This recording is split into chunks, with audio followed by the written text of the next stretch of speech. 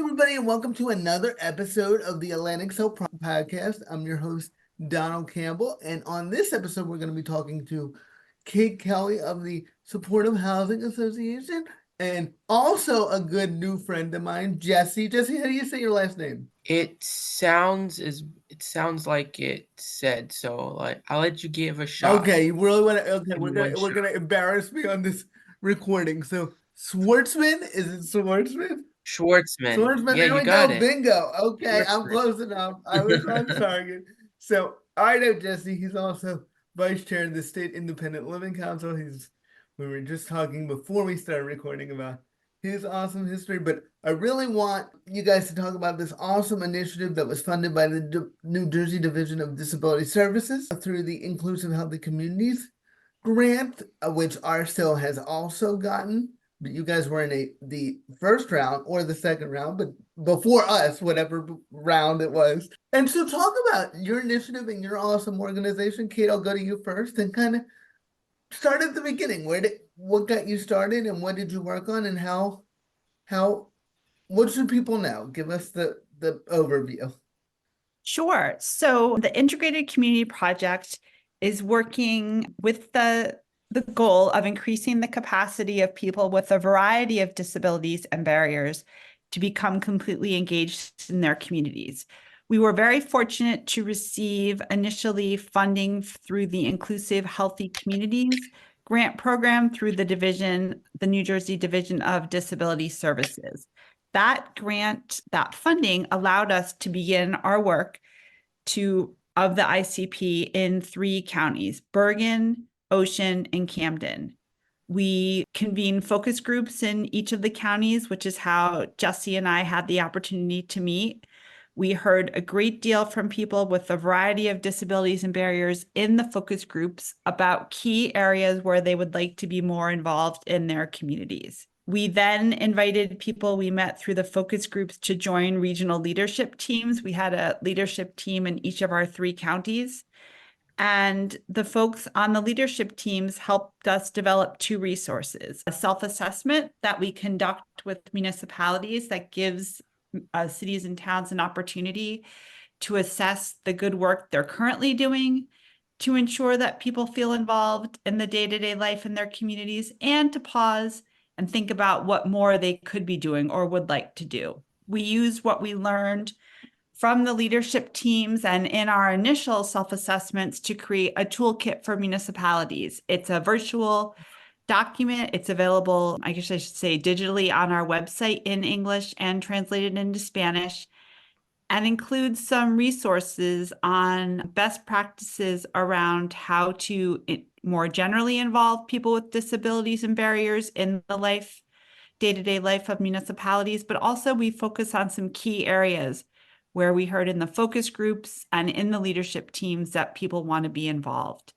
They want to be more involved in recreational and cultural activities. In communication can be improved. Access to transportation can be improved. They'd like more opportunities for meaningful employment. And individuals also shared that they want to be more civically engaged, civically involved. They know they have a lot of skills and talents, and they want to share those. And there's a few other categories that I didn't mention, but those are some of the key areas. So that's really initially how we got started. We then received funding through the New Jersey Council on Developmental Disabilities that allowed us to expand into 6 additional counties. That funding was incredibly helpful in the next phase of the project. We expanded out our leadership team. So we have a northern leadership team, a central, and a southern. And we continued through a few more focus groups that we ran, and by adding people to our leadership teams just to learn more and more about how people want to feel more involved. And sort of the culminating result of the expanded leadership teams were I guess 2 things. We're very excited that to date we've conducted the self-assessment in 25 cities and towns around the state, and we've expanded to now we work in Bergen, Camden, Cumberland, Hudson, Middlesex, Ocean, Passaic, Somerset, and Union counties. So that work has been really great. We've learned so much from the cities and towns. And then just last week, we released an updated toolkit where we expanded upon even further the resources that we've found and we think will be useful to cities and towns to helping people feel more involved. So Yeah, that's in a nutshell. that's awesome. I'm definitely gonna link to the updated toolkit in our description if you could send it to me, or if it's out yet. But I looked at the most recent toolkit and it really is just a great tool. It's just easy to read. It has easy links to everything, easy suggestions, and it's a great tool for I would definitely municipalities and government, but also for I would say any organization serving the public that wants to reach people with disabilities, even if you're just a local business.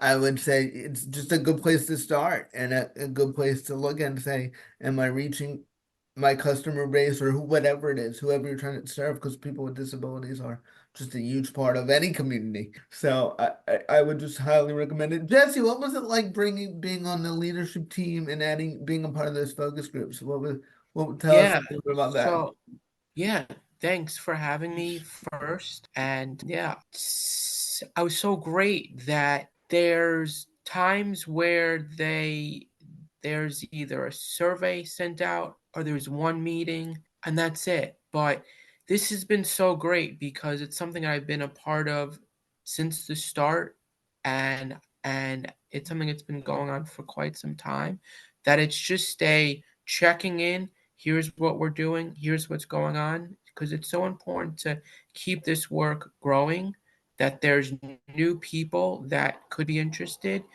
There's definitely new problems that come up, and there's new leadership in different towns. So this has definitely been great that it's something that has been happening every year, that there's constant meetings, there's constant feedback. And the thing that's super important is that if you give feedback, if you tell your feedback, it's definitely something that is super important that they actually take in.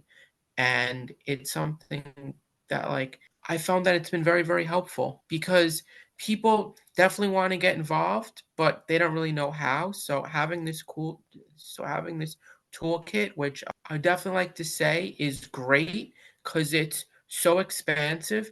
It definitely has links that if there's a town that definitely wants to either hire someone with a disability, if there's real tangible things about how they can be included, so how they can have better meetings.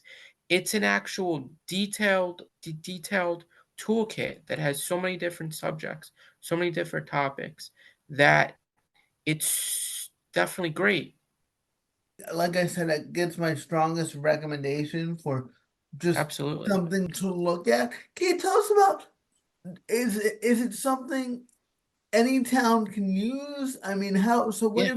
what if you're listening to this, Kate, and you're in a town and you're like, oh, I would like my local government officials to know about this. Is this something you guys can do for them? How would they connect? Like, how does that work? Sure. You raise a really good question. And just to piggyback on something you said earlier, Donald, I think even though it's called the Toolkit for Municipalities, we absolutely encourage advocacy groups, advocates, really any type of organization, for profit, corporations, nonprofits, to feel free to use it as a tool as well. Cities and towns that are interested in getting more involved or enhancing or improving their community integration work can reach out to me. My email address and my contact information is in the toolkit. They can reach out to me and we'll schedule a time to conduct the self-assessment. I will meet with them along with a member of the leadership team. Sometimes it's Jesse, sometimes it's one of our other leaders. We'll meet virtually at a, mutually agreeable time over Zoom for about an hour. And it really is an assessment. It's not a report card. We're not giving a score. We really want to go through the core 8 or 9 areas where we know people want to feel more involved and talk with cities and towns about what they're doing. At the end of the self-assessment meeting, we'll do a quick run through of the toolkit, and I can highlight some resources in the toolkit for whoever's participating that we think might be of most interest to them. I should back up and say that it's also whoever from the city and town wants to meet with us. Sometimes it's the mayor or a council person. Sometimes it's the business administrator or the town manager or someone from the health department or the recreation department or a combination of staff, elected officials, volunteers who sit on a disabilities committee or a senior citizen advisory committee. We are, very open to meeting with whoever is or are the appropriate people in that community. And then, we're here to provide further support. So if a city or town does the self-assessment with us, begins to use the toolkit, then we want to hear from them how they're using it. How is it helpful? Something that I was really happy to include in this second updated toolkit was we were able to include examples from communities such as Stafford and Fairlawn about some of the really best practices that they're employing, because oftentimes in New Jersey, and no matter what state you live in, cities and towns want to know what their peers are doing, and they want to be able to, do the same thing. So I hope that helps. Yeah, that did. And I just want to say I was fortunate enough to get invited to attend an assessment recently with you, Kate, and it was just, you did a great job. It's a non-confrontational approach, but it's still asking questions to get whoever's being asked, the town, municipality, start thinking about either, and also a chance to talk about what they are doing, because a lot of these towns don't realize that they are doing good stuff, but you really did get them thinking too. So because it was more framed as a positive, non-confrontational approach, they were open to it. Nobody got defensive, which I thought was awesome. But they still thought, you still got them to think about things in different ways. Like, oh yeah, maybe we could have that. Oh yeah, maybe that website could be a little more accessible. So I just thought it was great, because it was, you just want to give people a chance to, like I said, share the positive and then think of ways they can improve. So I would encourage anybody who maybe is listening, like, well, I don't know if my town will listen or be open to it, and maybe they won't. Like, he can't go in there and force people to do anything. The three of us don't have all the power in the world quite yet. We're working on it, but we don't have it quite yet. But it's definitely worth a try. And I would also just encourage, there's just a way to frame it. Like Kate did in her interview, there's a way to frame it. Like, we're not here to go, aha, you didn't have, this accessibility feature. We got you. It's a way to say, hey, did you think of this? And a lot of times what I noticed, people are like, no, I just didn't know that was even a a possibility, but thanks for letting me know. So Jesse, I wanted to ask you a question. How important is it to have the input of people of all disabilities? Because I think that's something the guide did very well as well, because I know, as somebody with cerebral palsy, something can be accessible to me, and I could think, oh, this is pretty much a perfectly accessible place. But then I'll talk to somebody who's visually impaired, and they're like, really? I had no idea what was going on. Like, I had no idea what was going on. So talk about the importance of getting the input when you're doing these things of all people with disabilities, and why that's so Yeah, important. sure. So something that I feel is super important is you don't know things that you don't know. And so if you met one person that has disability, that's great. Then you just met one person that has disability. So it's so important to get different feedback and different thoughts of things that you just said. That so something that Ridgewood is definitely working on is they have an access committee, and they have a access event, and this is something that's held every single weekend.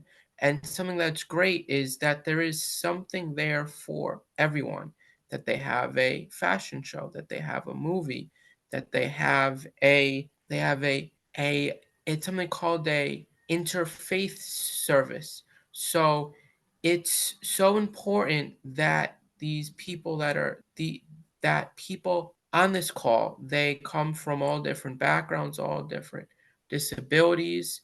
So it's definitely important. It's definitely helpful. And it's also definitely helpful to hear from different types of challenges.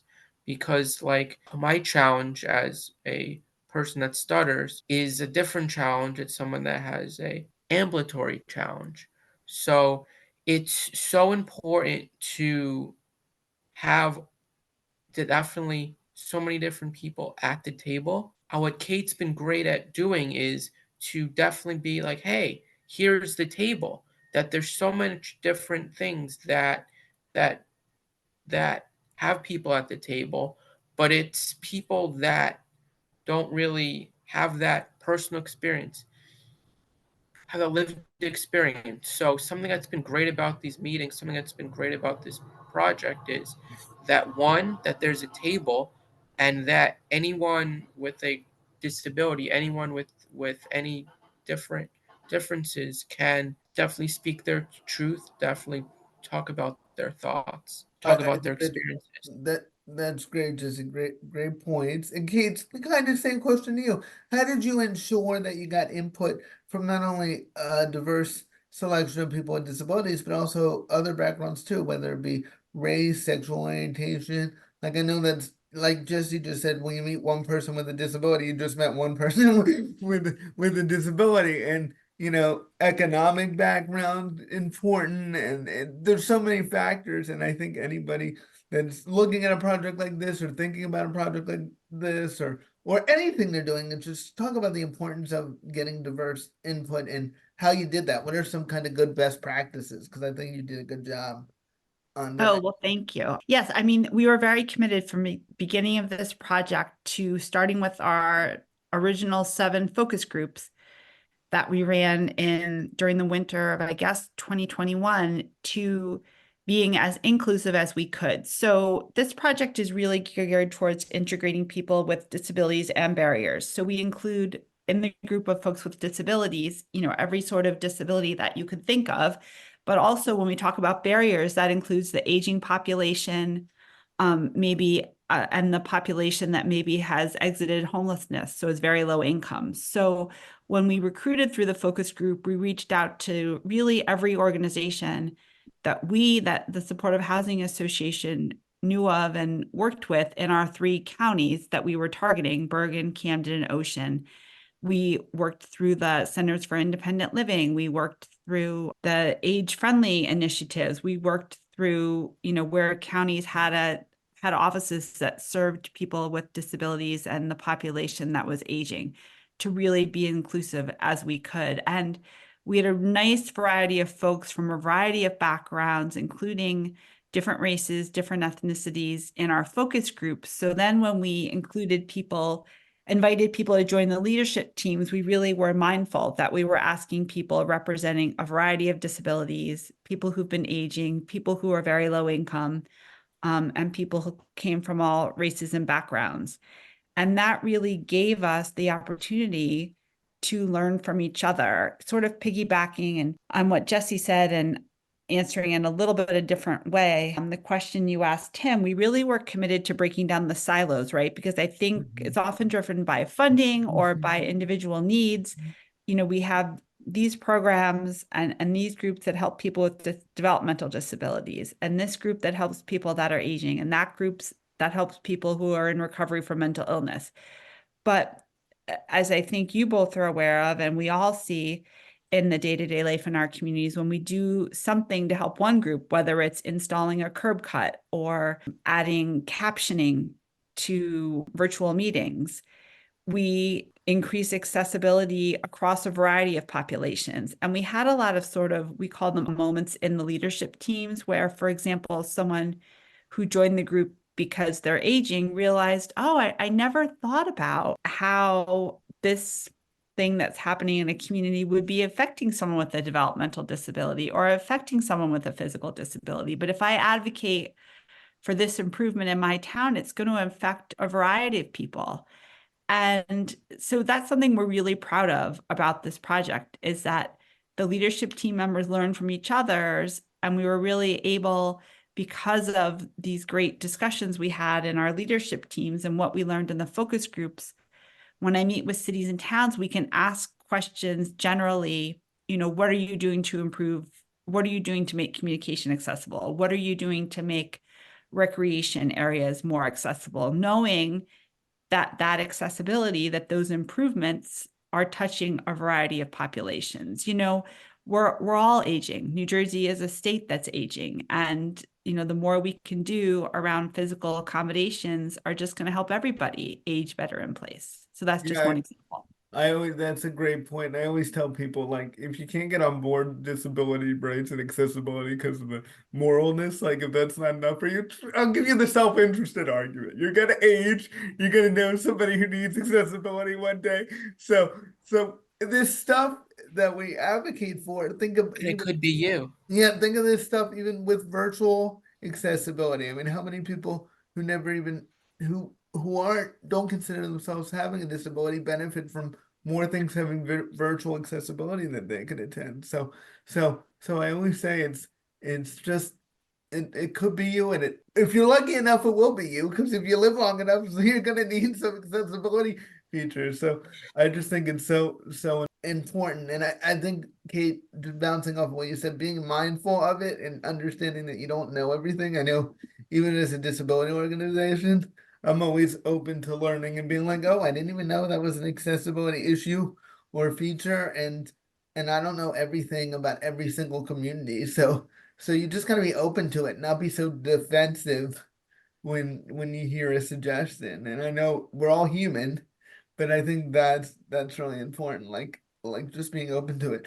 Jesse, I know you're very involved in the community and have gotten very involved in the community. What are some of the barriers people with disabilities face in getting involved in projects like this or getting involved in just community activities in general? And any suggestions you would have?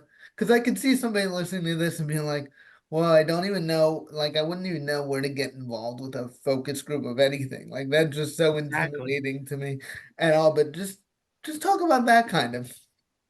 Yeah, sure. So, I mean, my first point is that first barrier is people not knowing that it is actually happening. So that first barrier is something that it's not posted.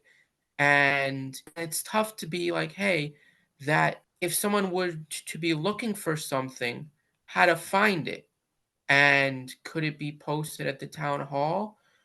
But if people don't go to the town hall, people don't go to the libraries, they're not going to see it. So that would be a first barrier. So it's to basically find out where to post these events so people can show up, that actual outreach. So in this social media digital age, something what I would think that would be helpful is postings on social media.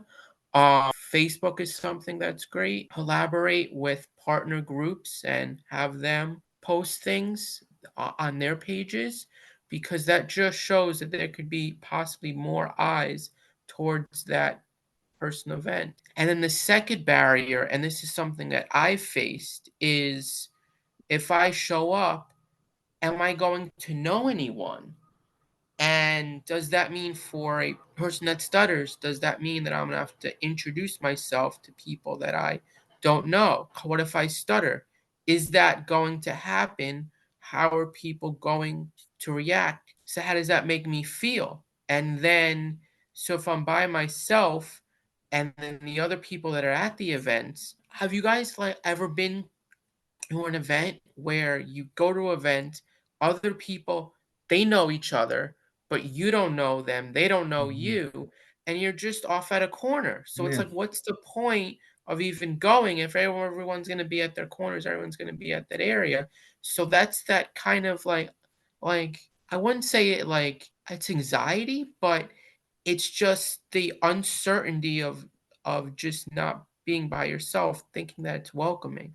So having an event that you can go to, that you know that is welcoming, that you know that if you go there, there will be someone there to definitely welcome you, someone there that you can talk to, possibly even just bring a friend. That's something that could be helpful too. And then something else that is a possible barrier is times of definitely having an event and then having an event at the same time. Like, I don't want to take a personal shot, but there is a particular group that meets back in my town.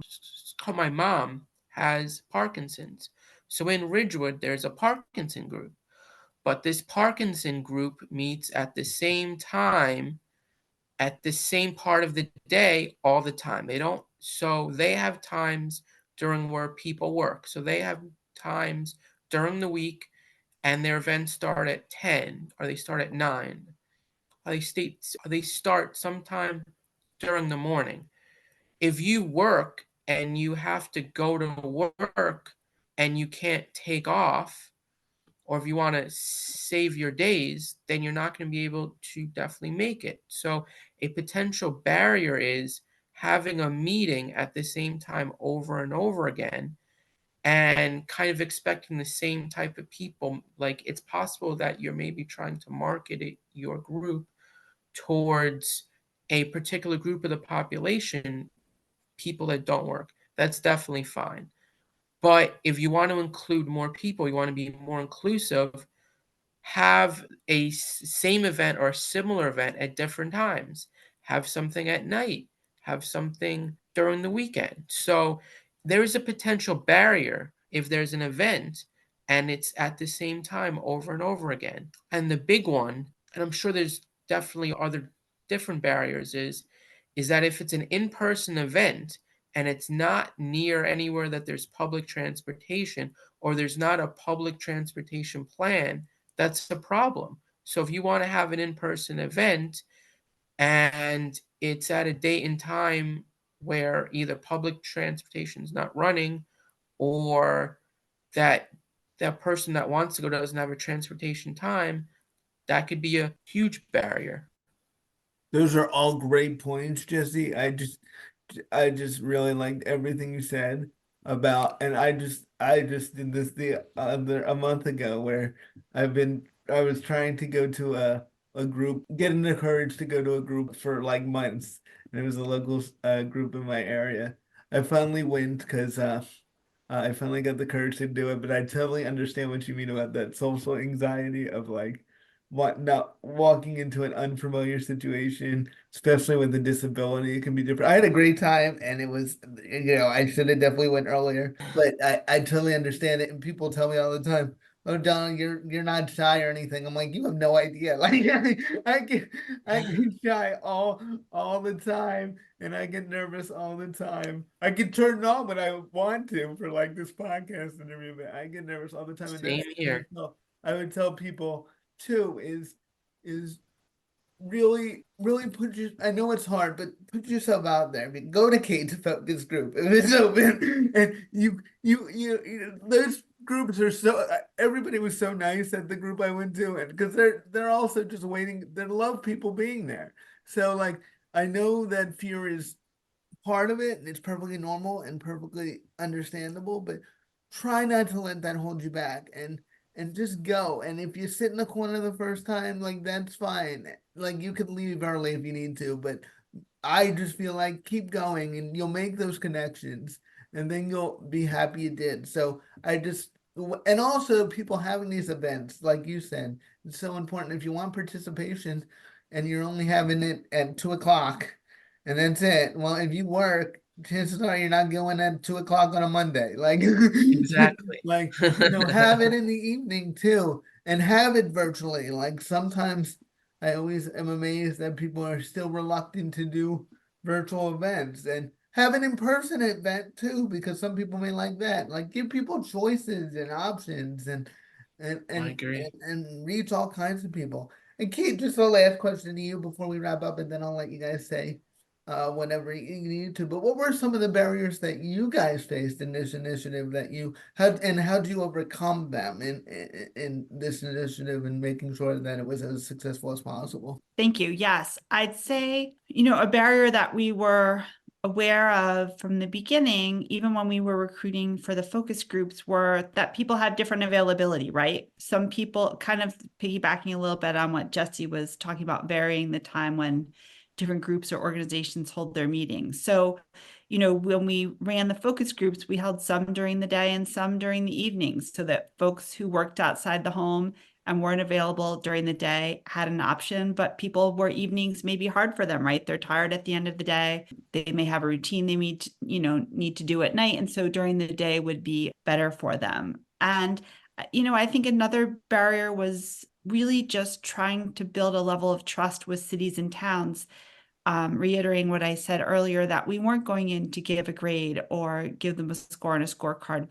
We're here to help. We know they're doing a lot of great things already to increase community integration, to encourage community integration, and we're here to help them build on those efforts. And we have resources that would help them. And then I'd say lastly, the barriers that organizations feel around them based on the population that they're serving. So trying to break down barriers, right? And helping groups see the benefit of participating in a broader community integration effort, whether it's giving their staff time to attend meetings or encouraging the folks with lived experience that they serve to participate, and that it's okay that we're not just talking about addressing mental illness or addressing developmental disabilities or addressing aging, but that we're all going to learn from each other. And that was a fairly easy barrier to overcome, but just helping organizations seek the benefit of community integration. And then lastly, I would say, a barrier that we're still working to overcome is funding. We were so fortunate to receive initial funding from the Inclusive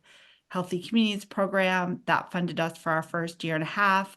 The Council on Developmental Disabilities has supported us, as has the Taub Foundation, specifically around our age-friendly work in Bergen and Passaic counties.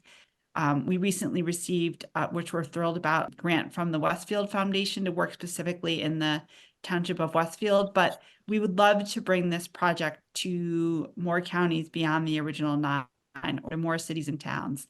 So, we actively continue to seek funding for the project. Yeah, and that's a great thing for you to end on, because before I go to Jesse for anything he would like to add or promote, I just want to add, just to educate our audience, that when you're looking at nonprofit organizations or all these project initiatives, you see funding is just a constant barrier. Like, you need to be able to pay people and have people get compensated for the work they do. So, just to educate our audience, I think sometimes because they don't see that end of it, they'll be like, oh, why isn't this in my town? Or they just don't want to help my town. And I guarantee you 99.9% of the time, it's a funding issue and a resource issue. And if you're listening to this, well, what can I do about that? Like, that's why it's important to be engaged with your legislators and be engaged with your decision makers in your town, and letting them know, like, what are we doing to help these organizations, and what are we doing to be open to initiatives like this. So, and that is what Atlantic Hills and the Mental Health Association of Atlantic County is doing with our IHC initiative that we've talked about. I mean, it's just so important. I just really want to say that to educate our audience. There is a whole nother funding piece to this, like a practical piece to this stuff that always needs to be addressed. And I know anybody who's ever been on these initiatives is always thinking about funding, and even like funding 2 years down the line, like, what's going to become of this. So I just wanted to say that. Jesse, is there anything you would like to say or promote while we're here Yeah, as we sure. wrap up? Yes, super, super quick. So, thank you, Donald, for having me on. Thank you, Kate, for having me on. I really appreciate it. Definitely check out the updated toolkit. It's a great resource. It's fully detailed. It's got endless amount of links about how to have these types of meetings, how to have these types of events. It talks about the stats of just how many people with disabilities are in the state, and it's broken. Then there's also different research. It's broken down by towns and broken down by different disability. It's a really great resource. I would share it far, share it wide, reach out to your different leaders in the towns or the districts. It's just something that I've learned that it's very important is just to have these conversations and just telling people things that they don't know, things that they don't know. And if there is an interest, pick up on it and keep in touch with them and to don't give up. Just having all this outreach is just so important. It's having these conversations is so important. So thank you so much, guys. I really Yeah, and appreciate it. before I pass it to Kate for her closing word, I'm just gonna plug it one more time. I mean, that guide is great. It works great with a screen reader. I use a screen reader to read to read things like this. And it's not long, it's not a hard read. There are a lot of these guides and toolkits that are like 60, 70 pages long, and like just opening them is overwhelming. This is easy, it's an easy read. It doesn't, you don't feel like I can't even begin to think about applying this toolkit because I'm not going to get to the end of it. This is not one of those situations. It's colorful, it's bright, and they're always making improvements and thinking about it. So if you're reading it and you think, oh, I got a good resource or an updated resource, I know Kate is always open to hearing that out. So it's just, I cannot give it a higher recommendation. I'm just a big fan of it. I'm in this disability world. I have a disability. I was like, oh, I remember sitting there thinking, I wish there was a toolkit like this, and there it was. It was like there is a toolkit like this. So that's great. So Kate, is there anything you want to say about the toolkit or anything else you want people to know about that you think would be valuable before we wrap up? Oh, Kate, you're muted. You're on mute. Thank you. I really want to close by just a few things. So if you're a city or town and you've not yet completed the self-assessment for municipalities, please reach out to me. I'm very happy to set up a time to meet with you. If you're a resident community member of a city or town and you look at the list at the back of the toolkit of cities and towns we've met with, you don't see your municipality there, again, reach out to me. I'd be happy to work with you on, hopefully connecting with the elected officials or staff where you live to get a self-assessment set up. If you're a group that would like to help us publicize the toolkit, if you have a newsletter that goes out by email and you want to include a link, if you want to include a link to the toolkit on your website, we're very open to that. And I really just want to thank all the folks with a variety of lived experience with disabilities and barriers who joined the focus groups, participated in the leadership team. These are the folks that have really led the work through their lived experience, and their voices have led the work of the project. And I've learned a great deal from all of them. I continue to learn a great deal. And the toolkit and the self-assessment, the resources we've developed would not be what they are if folks had not been willing to share their input with us. And that continues as folks from the leadership team join me in conducting the self-assessments virtually. So a big thank you. And a thank you to I mentioned our funders, but a thank you again to our funders that have funded this work and made this work possible. Yes. And thank you to you, Don, for highlighting our project. I'm thrilled to be here. And this has just been a great conversation. And thank you to Jesse for helping me promote this project. Yes, I'm a big fan of all the IHC initiatives that are out there, the inclusive healthy communities. I always try and not say the acronyms on the podcast, but and we do thank New Jersey Division of Disability Services for their awesome funding of both our initiatives. And this is what it's about. It's about helping each other and really building on each other's initiatives so we can make New Jersey and the world a more inclusive place. Thank you guys for joining us, and I really appreciate it. Have a great rest of the week, and thank you for joining us. Bye, everybody. Bye. Bye. Thank you. Have a great day.